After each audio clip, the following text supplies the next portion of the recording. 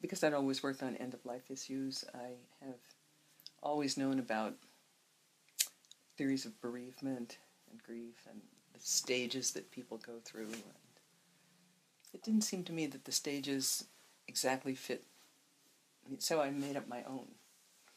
So instead of the 5, denial, bargaining, anger, all that stuff, I made up 4. They all start with S. And it just seems to fit somehow or other. And you notice what's happening to you and what you're doing. So the first one is sorrow. And that can include acute, howling sorrow, where you just can't believe it. But it's deep and powerful. And that, it seemed to me, was followed by something that I'd call I can describe it, kind of retreat, where you don't want to make contact with anybody.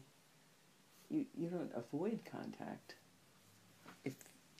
or things that you have to do, like teach your classes or go to specific meetings. You feel so in seclusion. That's the word I was looking for. Seclusion. It's not enforced. It seems natural. And it's followed, I thought, by a period that I have called solitude. And solitude is different from seclusion. It's a little more accepting. So solitude's not necessarily bad. You realize that you're now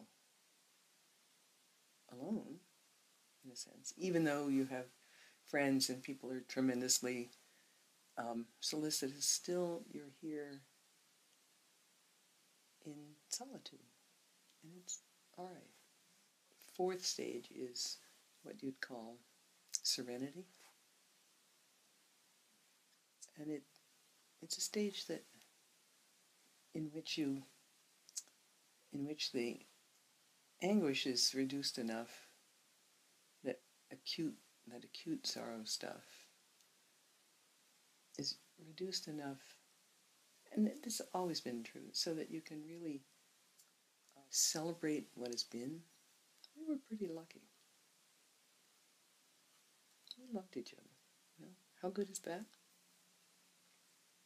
That's good. And it went on for a lot of years. We led a very rich life together. We didn't have what you might call a bucket list, right? Because we'd already gotten to do everything that you'd want to do, or much of it, right? So, family, travel, work that we each loved. So, there's a sense of fulfillment, and I think it's gratitude.